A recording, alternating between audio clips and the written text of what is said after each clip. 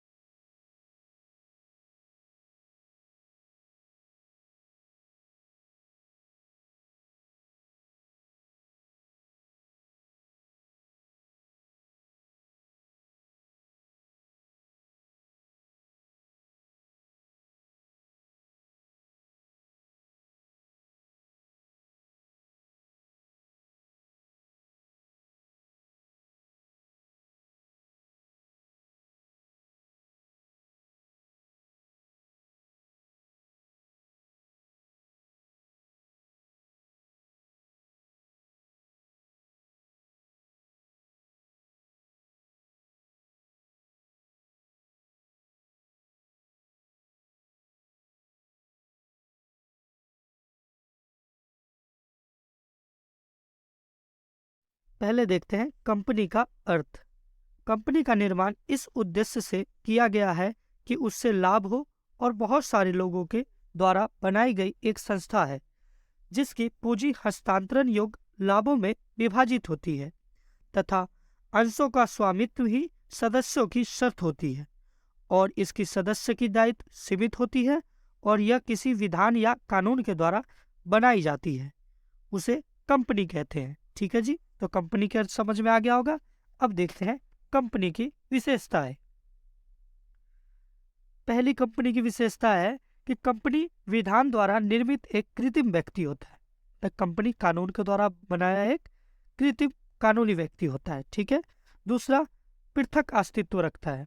ठीक है जी, पृथक अस्तित्व का मतलब है कंपनी के सदस्य और कंपनी से पृथक अस्तित्व रखते हैं।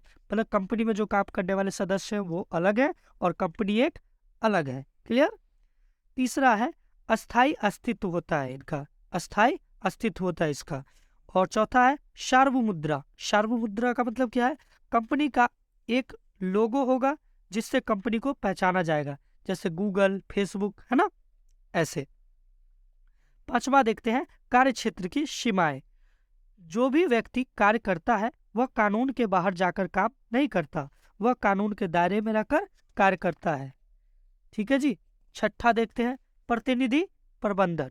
प्रतिनिधि प्रबंधन, जो अंशधारी होते हैं वह कंपनी के असली मालिक होते ही हैं, लेकिन जो उनके एजेंट या प्रतिनिधि होते हैं वह प्रबंधक के द्वारा कंपनी को चलाते हैं। सातवां देखते हैं लाभ के लिए ऐच्छिक संघ। कंपनी लाभ के लिए बनाई जाती है मगर पहले उसको सेवा करना फिर लाभ कमाना उद्देश्य होता है। ठीक है। आठवां देखते हैं दोस्तों अभियोग लाने का अधिकार। कोई भी व्यक्ति कंपनी के ऊपर भी मुकदमा चला सकता है और कंपनी भी किसी व्यक्ति पर मुकदमा चला सकती है। नौवां देखते हैं अंशों का हस्तांतरण। कंपनी के जो भी शेयर होते हैं उसको अंशधारी स्वेच्छापूर्वक हस्तांतरित कर सकते हैं।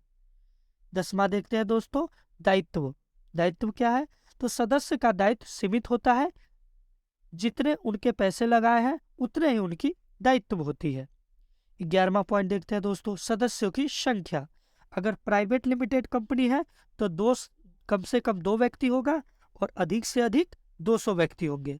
अगर पब्लिक कंपनी है तो कम से कम 7 व्यक्ति होगा और अधिकतम से अधिकतम अनंत। ठीक है जी, क्लियर। अनंत का मतलब 7 से जितने भी अधिक हो। ठीक है। 12वां पॉइंट देखते हैं कंपनी का सामाजिक चरित्र। कंपनी सरकार और समाज दोनों के प्रति उत्तरदायित्व होती है। और 13वां देखते हैं विधान द्वारा स्थापना व समापन। तो कंपनी का जो भी निर्माण किया जाता है वह एक कानून के अंतर्गत किया जाता है और समापन भी करना होता है तो उसे कानून के अंतर्गत किया जाता है। ठीक है दोस्तों, आइए आगे देखते हैं कंपनी का वर्गीकरण। समामेलन के आधार पर कंपनी दो भागों में बांटा गया है। पहला समामेलित कंपनी और दूसरा असमामेलित कंपनी। तो पहले देखते हैं समामेलित कंपनी को।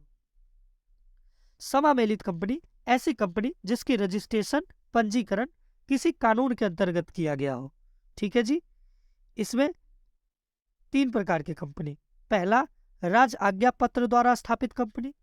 ठीक है जी, एक ऐसी कंपनी जो देश के साथ या राजा के द्वारा या उनके आदेश फरमान के द्वारा स्थापित की गई है, उसे राज आज्ञा द्वारा स्थापित कंपनी कहते हैं। ठीक है। दूसरा, संसद के विशेष अधिनियम द्वारा स्थापित कंपनी। ऐसी कंपनी जो संसद के बहुमत द्वारा पारित करके उसे स्थापित किया जाता है, उसे संसद के विशेष अधिनियम द्वारा स्थापित कंपनी कहते हैं। एग्जाम्पल के लिए देखते हैं SBI, RBI, LIC, BSNL, ONGC इत्यादि। क्लियर।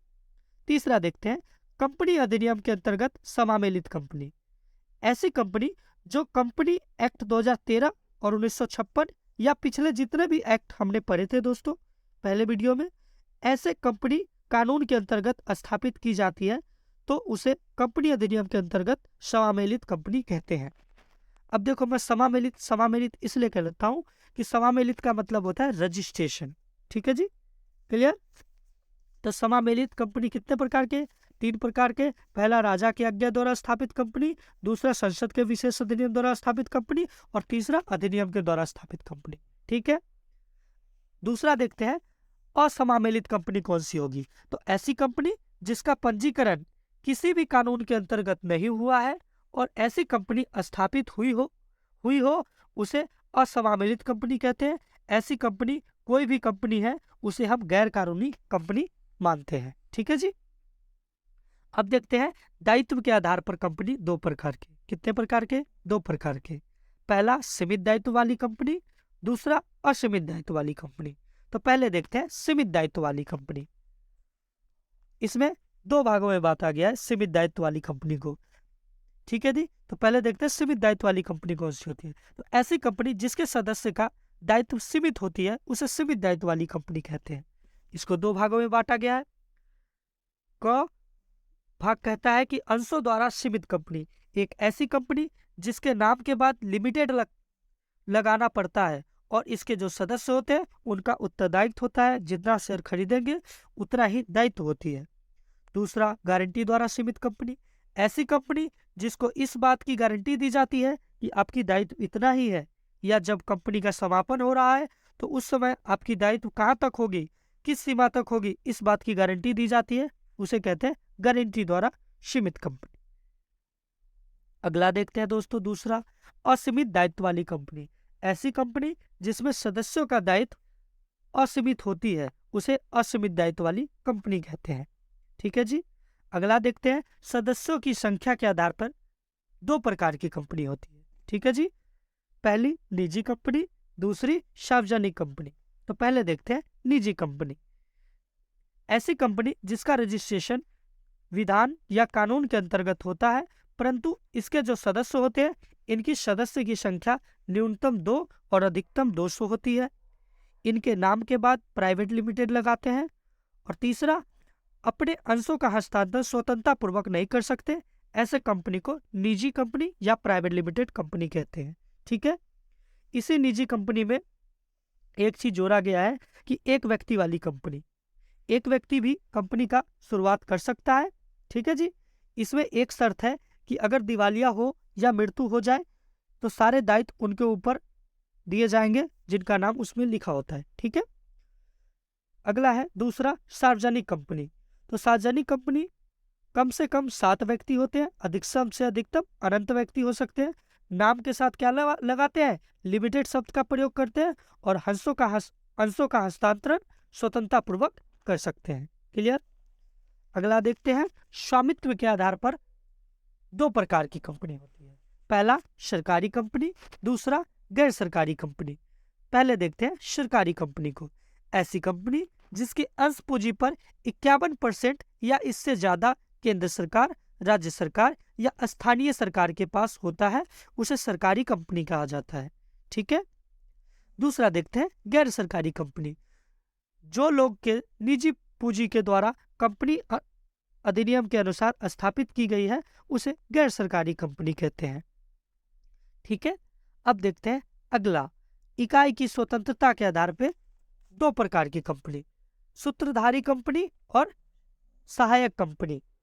सूत्रधारी कंपनी जिसे होल्डिंग कंपनी भी कहते हैं, ऐसी कंपनी जो किसी दूसरी कंपनी की 50% से अधिक शेयर का स्वामित्व रखती हो उसे सूत्रधारी कंपनी कहते हैं।